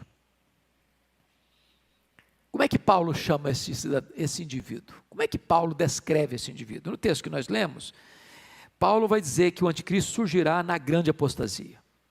Você acha que está tendo apostasia hoje? Você já poderia caracterizar o mundo hoje como um período de apostasia? Pense comigo. Se você olha para o berço do protestantismo, que é a Europa, praticamente a Europa toda hoje apostatou, praticamente. A Europa hoje é um continente pós-cristão. Se você para perceber que o Ocidente é evangelizado a partir da Europa vem para a América do Norte. Hoje, boa parte das igrejas históricas da América do Norte já também estão se apostatando. O liberalismo entrou. Os seminários tomados pelos liberais, não se acredita mais na Bíblia. As denominações históricas hoje estão perdendo membros ano após ano, ano após ano, ano após ano. Se você olha para a América do Sul, você vai encontrar tanto o liberalismo de um lado, quanto o sincretismo religioso do outro. Se você olha para o Oriente, você vê que as grandes religiões orientais, inclusive o islamismo, que hoje é a maior religião isolada do mundo, com mais de 1 bilhão de adeptos, negam a Cristo, budismo, hinduísmo e etc, etc. As seitas entrando. Quando você olha todo esse panorama, você pode dizer, não, nós chegamos a esse período de apostasia. E Paulo vai dizer que esse anticristo não é uma instituição, não é um governo geral, é uma pessoa. E diz o versículo 4 que ele vai ser objeto de adoração, que ele vai se assentar na casa de Deus como se fosse Deus, exigindo adoração como se fosse o próprio Deus. A Bíblia diz que vai se fazer milagres de mentira, e é por isso que ele vai seduzir. Agora, para um pouquinho, só na cultura brasileira, vocês acham que os falsos milagres têm sido usados hoje no campo religioso para atrair gente, para enganar pessoas, para juntar multidões? Pois essa é uma estratégia antiga. Essa vai ser a estratégia do anticristo. Ele vai realizar milagres, até fogo do céu vai cair. Para quê? Para seduzir as pessoas com poder sobrenatural. E então diz a Bíblia que ele só pode ser revelado depois que aquilo e aquele que o detém for removido, versículos 6 e 7, 2 Tessalonicenses, mas aí fica uma coisa complexa de você entender, e eu hoje não estou com muita preocupação de pregar um sermão como se fosse um sermão, mas quero mais dar uma aula, porque esse assunto é complexo, e é preciso que a gente examine devagar com vocês. Então veja bem, o que Paulo está querendo dizer com isso? Lá em 2 Tessalonicenses capítulo 2, preste atenção lá comigo. Versículo de número 6, ele diz assim, e agora sabeis o que o detém. Mas no verso 7, ele muda a figura e diz o seguinte, com efeito o mistério da iniquidade opera e aguarda somente que seja afastado aquele que agora o detém. Então ele diz de o que o detém e aquele que o detém. Pergunta, o que detém o anticristo? Quem é aquele que hoje está detendo o anticristo? Por que ele não se manifestou ainda? Então vamos parar um pouquinho para pensar. Ele vai ser o homem da iniquidade. O que é iniquidade? Anomia, o homem sem lei. Então, a maioria dos estudiosos entende que o detém é a lei. Você vive no Brasil, o que nós temos no Brasil? Uma Constituição, não é isso? Nós somos regidos por essa Constituição. Tem normas, tem regras, tem leis, tem parâmetros. Se um governante quebrar, ele se torna culpado. Se um cidadão comum quebrar, ele se torna culpado. Ele vai ser julgado de acordo com os parâmetros, com as leis prescritas ali. E o que é aquele que o detém? É o governo institucionalizado. Não importa o regime de governo. Existe um governo, existe norma, existe lei, existe parâmetros. O que o texto está dizendo é que quando o anticristo vier, ele vem como um líder mundial. E ele entra exatamente nesse veio do relativismo, ele entra exatamente nesse veio onde as pessoas não querem regras, não querem normas, não querem leis, não querem parâmetros, não querem absolutos. E ele chega exatamente nessa conjuntura para oferecer ao mundo que está caótico um tempo de paz e prosperidade. E o historiador Arnold Toynbee diz que o mundo já está preparado para qualquer líder mundial que oferecer para ele prosperidade e paz. O cenário está pronto. Então, dito isso, meus irmãos, é preciso ainda dizer o seguinte, que esse anticristo vai ser derrotado fragorosamente, com o sopro da boca do Senhor Jesus Cristo, na sua manifestação, na sua gloriosa vinda.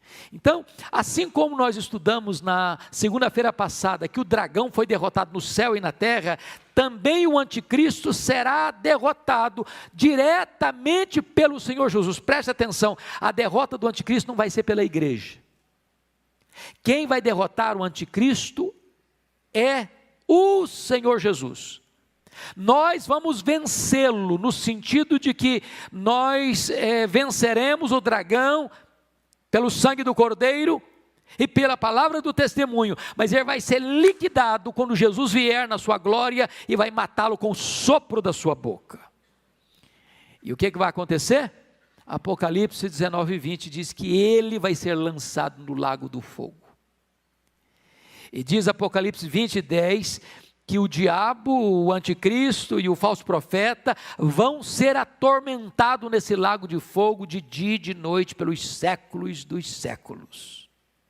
Então nós estamos tratando de um inimigo feroz, mas o inimigo já está com a sua sentença lavrada, ele já está derrotado. A vitória é nossa em Cristo Jesus.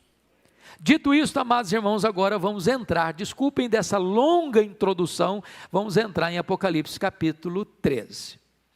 Vamos ver a descrição do anticristo. Primeiro, olha aí comigo, versículo 1. Vi emergir do mar uma besta, que tinha 10 chifres, 7 cabeças, sobre os chifres 10 diademas, e sobre as cabeças nomes de blasfêmios. O que significa vi emergir do mar? O que significa isso?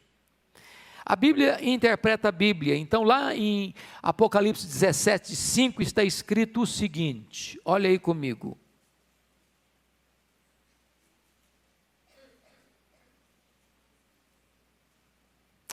Apocalipse,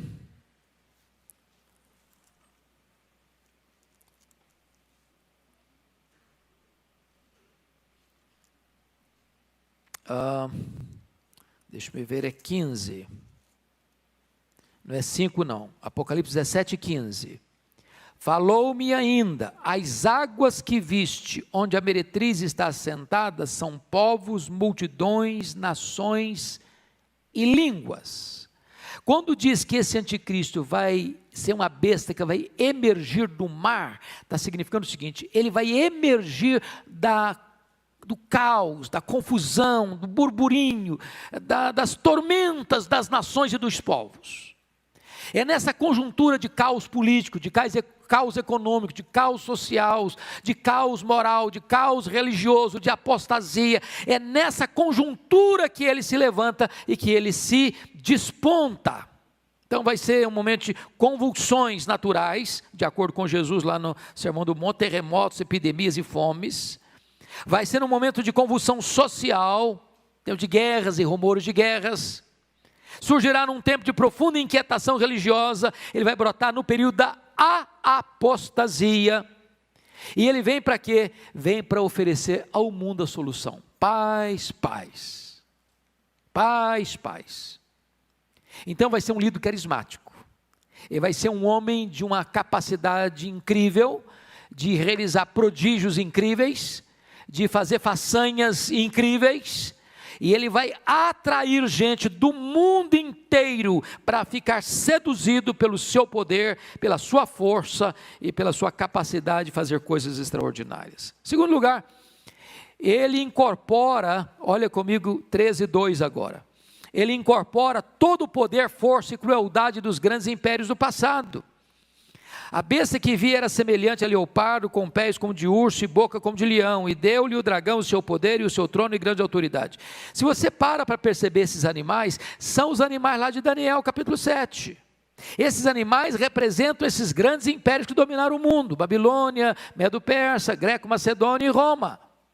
Então se você pensa num império que tem poder, que tem força, agora pense comigo, todos os impérios juntos. Agora pense comigo em todos os impérios juntos, incorporando num único homem, num único líder. E pensem mais, que esse líder não tem apenas toda a força desses impérios políticos, mas tem a própria força e autoridade de Satanás, que lhe é concedida. Então ele vai ser um líder incomum. Ele incorpora todo o poder desses impérios anticristãos. Mas mais ainda, em terceiro lugar, ele agirá no poder de Satanás. Olha comigo o versículo 4. E adorarão o dragão, porque deu a sua autoridade à besta. Também adoraram o dragão, porque deu a sua autoridade à besta. E também adoraram a besta, dizendo: quem é semelhante à besta? Quem pode pelejar contra ela? Preste bem atenção nisso aqui. Porque esse líder é uma espécie de encarnação de Satanás, o dragão, e porque Satanás vai dar para ele seu poder e sua autoridade, as pessoas no mundo inteiro vão adorar o dragão. Irmãos, nós estamos vivendo uma época de reavivamento satânico. Nenhuma religião cresce mais no mundo hoje do que o satanismo. Hoje as pessoas não têm mais constrangimento dizendo: eu adoro a Satanás. E dispor isso em praça pública. Então essa época vai ser uma época em que o diabo vai ser adorado abertamente, e as pessoas vão adorar o próprio anticristo, a própria besta, com uma grande pergunta: quem poderá pelejar contra ela? Olha o versículo 4, quem é semelhante à besta e quem pode pelejar contra ela? Ou seja, ele é um líder singular e ele parece ser um líder imbatível. Essa vai ser a grande opinião das pessoas no mundo inteiro. Mas mais um pouquinho, vamos pensar nisso. Esse anticristo, ele vai realizar, além desse poder, grandes milagres. O texto de Paulo chega a dizer que o aparecimento do iníquo é segundo a eficácia de Satanás, com todo o poder e sinais e prodígios da mentira. Então preste atenção numa coisa. Não embarque na ideia de que todo milagre é de Deus, não. Porque hoje tem essa ideia popular: mas tem milagre de Deus. Não. O diabo faz também.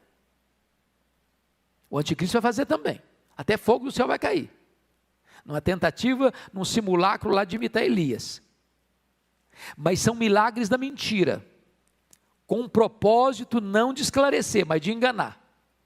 Com um propósito não de levar a pessoa aos pés do Senhor Jesus, mas levar as pessoas aos pés do dragão, para adorá-lo. Mais do que isso, irmãos, o anticristo vai governar na força de Satanás. Se você ler o versículo 2 direito, vamos ler essa parte finalzinha lá comigo, por favor. 13:2, só a parte final. E deu-lhe o dragão o seu poder, o seu trono e grande autoridade. Preste atenção nessas três palavras. Deu o dragão, que é o diabo, o seu poder, o seu trono e grande autoridade. Então o anticristo era um líder incomum. Nunca houve, nunca haverá um líder humano, político, com esse poder, com esse carisma, com essa capacidade, com essa destreza, com essa possibilidade de realizar coisas naturais e sobrenaturais. Qual a conclusão que as pessoas vão chegar? O anticristo será irresistível. Versículo 4, é o que está escrito aí: quem é semelhante à besta? Quem pode pelejar contra ela? Resultado disso, irmãos, é que a besta, o anticristo, será objeto de adoração. Objeto de adoração. E você percebe que ao longo da história, sobretudo do século XX para cá, quantos ditadores que foram adorados como uma divindade. Você pega, por exemplo, não sei se você já assistiu algum vídeo da Coreia do Norte, como é feita uma doutrinação nas escolas infantis, todo dia, para que as crianças venerem o imperador, venerem o seu líder, como uma divindade. Como foi feito isso no Império Romano no passado, como é feito ainda hoje em alguns lugares. Tudo isso é uma espécie de preparação para esse grande clímax, quando Satanás e o seu agente principal será adorado. Agora, quando você olha, você vai notar que é feita uma imagem do anticristo, o falso profeta faz isso, e leva as pessoas a adorarem a imagem do anticristo. Agora pense comigo hoje como é que é a história do culto às imagens, o culto aos ídolos. Quando a Bíblia diz que o ídolo é nada, mas o que está por trás do ídolo são os demônios. Então toda essa questão da idolatria já é uma espécie de preparação para o mundo adorar o anticristo e a imagem dele com muita naturalidade. Com muita naturalidade. Está escrito em 2 Tessalonicenses 2,4 que o anticristo fará forte oposição a toda adoração que não seja ele mesmo, a ponto de se assentar no templo de Deus e resistir a qualquer culto que não seja ele, perseguindo o povo de Deus. Agora notem comigo 13, versículo 8, que amplitude terá essa adoração do anticristo? Você pode ler o versículo 8 comigo, vamos lá? E adorá-lo-ão todos os que habitam sobre a terra, aqueles cujos nomes não foram escritos no livro da vida do Cordeiro, que foi morto desde a fundação do mundo. Eu chamo a sua atenção para um ponto fundamental aqui, para aquietar o seu coração, para você não ficar com uma vírgula de medo. Quem vai adorar o anticristo? Quem? Todos, exceto quem? Exceto aqueles cujos nomes estão escritos no livro da vida do Cordeiro. Então preste atenção nisso aqui. Se você creu no Senhor Jesus Cristo, seu nome está onde? No livro da vida. Sabe quantos que tem o nome no livro da vida que vão adorar o anticristo? Nenhum. Nenhum. Sabe quantos o Senhor Jesus salvou e vai perder para o anticristo? Nenhum. Sabe quantas ovelhas de Cristo vão ser arrebatadas das mãos dele? Nenhuma. Isso não significa que o anticristo, quando for levantado, não vai matar muitos santos. Porque veja o verso 7 comigo aí. Pode ler o 7 comigo? Vamos lá? Foi-lhe dado também que pelejasse contra os santos e os vencesse. Deu-se-lhe ainda autoridade sobre cada tribo, povo, língua e nação. Então, o governo do anticristo vai ser universal. E nesse governo universal, ele vai atacar a igreja, ele vai perseguir a igreja. Então, nota de rodapé aqui. Eu não quero entrar no aspecto polêmico das correntes escatológicas, mas há uma corrente escatológica muito comum no Brasil, e eu um dia, lá no passado, já pensei dessa forma também. Hoje, graças a Deus, acho que a posição que entendo ser a mais consistente não é essa, é de que a igreja não vai passar por esse momento. A igreja vai ser arrebatada secretamente, e quando o anticristo chegar, nós não estamos mais aqui para ver e para contar a história, então eu não vou enfrentar esse negócio não. Mas não tem base bíblica isso não. Não tem base bíblica não. A igreja vai estar aqui sim.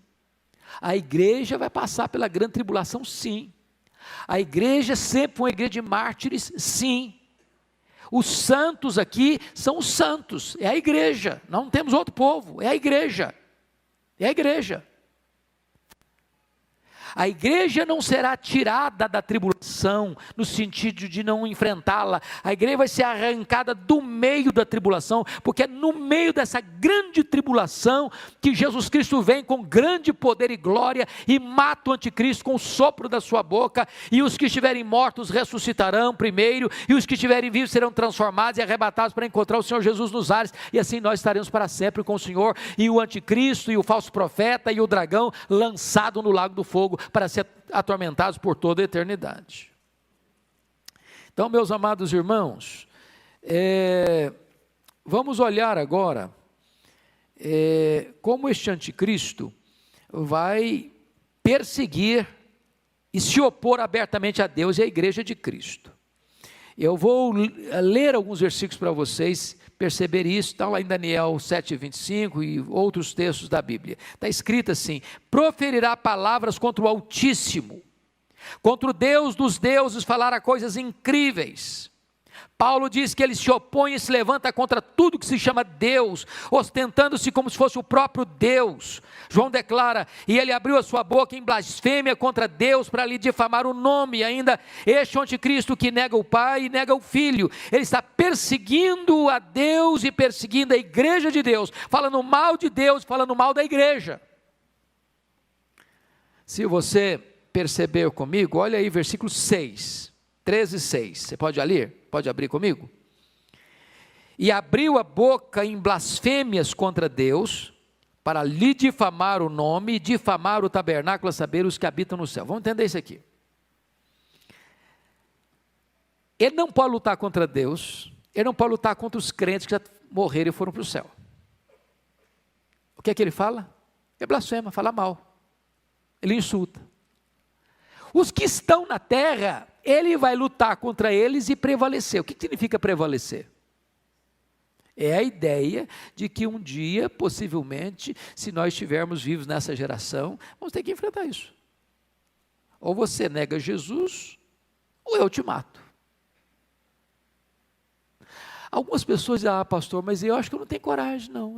Se na hora eu fraquejar, e se na hora eu não tiver peito e coragem? Deixa eu dizer uma coisa para vocês. Os mártires que foram para as fogueiras, que foram para as arenas, que enfrentaram feras, que foram crucificados, eles eram gente igual a você e a mim. Eles não eram super crentes, eles eram crentes. Se Deus permitir que a nossa geração enfrente uma situação dessa, Ele mesmo nos capacitará para enfrentar, irmãos. É óbvio. Essa força não vem de dentro, essa força vem de cima. Essa força não vem da terra, vem do céu, não vem do homem, vem de Deus. Louvado seja o Senhor. Se nós precisarmos fazer uma opção entre a apostasia e a morte, nós que pela graça de Deus somos lavados no sangue do Cordeiro e temos nosso nome no livro da vida, nós não titubearemos. Agora, os crentes nominais não vão aguentar. Sabe o que é crente nominal? É o crente que é membro da igreja, mas nunca nasceu de novo. É o crente que tem nome de crente, tem o nome no rol da igreja, mas ele nunca teve uma experiência de conversão, de novo nascimento. O nome dele está no rol da igreja, mas não está no livro da vida. Esse não vai aguentar, esse vai apostatar, esse vai abandonar, esse vai adorar o anticristo. Esse vai fugir da morte. Esse vai se render ao dragão e ao seu enviado. Agora notem vocês, e eu quero concluir aqui a manifestação do anticristo. Hoje ele está presente nos seus precursores. Há muitos anticristos. Se você me pergunta se o anticristo já está aqui, eu não posso afirmar. E penso que aquele que afirmar corre um grande risco. Porque se ele é um homem, e se ele já está presente, eu estou marcando a segunda vinda de Cristo. E marcar a segunda vinda de Cristo é uma tolice. Toda pessoa que marcou, fracassou. O que nós podemos afirmar, e Paulo já afirmava no primeiro século, é que o espírito da iniquidade já opera. Que os anticristos estão por aí. E todos eles são precursores deste o anticristo. E este o anticristo virá quando? No período de apostasia, da grande tribulação e do pouco tempo de Satanás.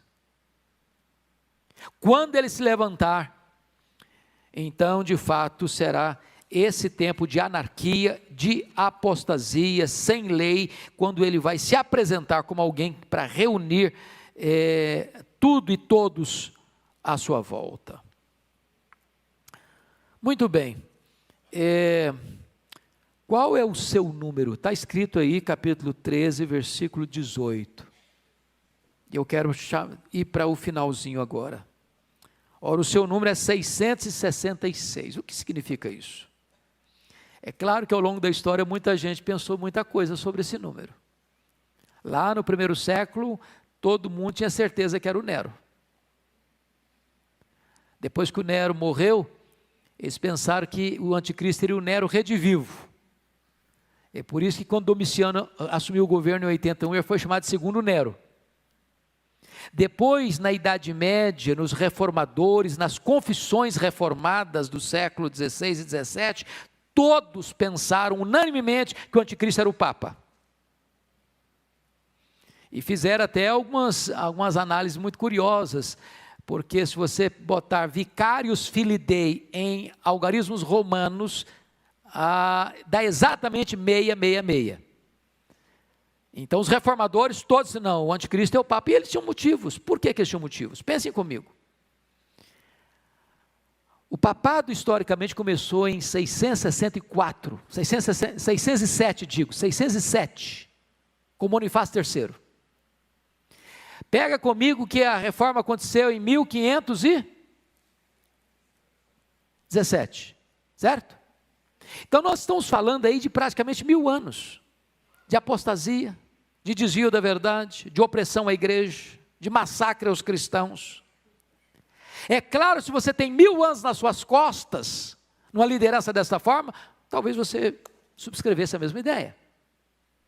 Hoje alguém pensa que o anticristo foi o Hitler, outro pensa que foi o Mussolini. O certo é que a única evidência que nós temos que o número dele é número de homem, e é 666. O que significa isso? Penso eu que a melhor interpretação é que o tríplice 6 é o tríplice imperfeito, porque o 6 é o número que não chegou à perfeição, o número 7. Se ele é o tríplice 6, ele é a completude da imperfeição, da iniquidade, da maldade, da crueldade, da violência. Como todo o livro de Apocalipse é um livro altamente simbológico e enigmático no que tange aos seus símbolos e figuras, João certamente está querendo dizer que o anticristo vai reunir em si a plenitude da imperfeição, da iniquidade, da violência e da maldade. Esse vai ser o anticristo. E eu quero concluir então dizendo para você que a limitação dele, ele tem limitação quanto ao poder. Ele não pode tudo, ele não faz tudo. Sabe por quê? Que ele vai pelejar contra os santos e os vencer, exceto aqueles que têm o nome escrito no livro da vida. Então, contra os crentes verdadeiros, ele não vai poder fazer nada, a não ser matá-los. Mas matar um crente não é derrotar um crente. Louvado seja Deus. O crente tinha uma coisa tão maravilhosa que mesmo morrendo ele vence. Mesmo morrendo ele vence. Então os que já estão no céu não podem fazer nada, ele só blasfema, só fala mal. Os que estiverem na terra, ele vai perseguir e talvez vai matar, mas quando o crente morrer, vai vencê-lo. Então ele é limitado quanto ao poder. Mas ainda, finalmente, sua destruição será o quê? Total. A sua destruição será total. Eu só chamo a sua atenção para nós lermos 4 textos para encerrar. O primeiro texto é 2 Tessalonicenses 2,8.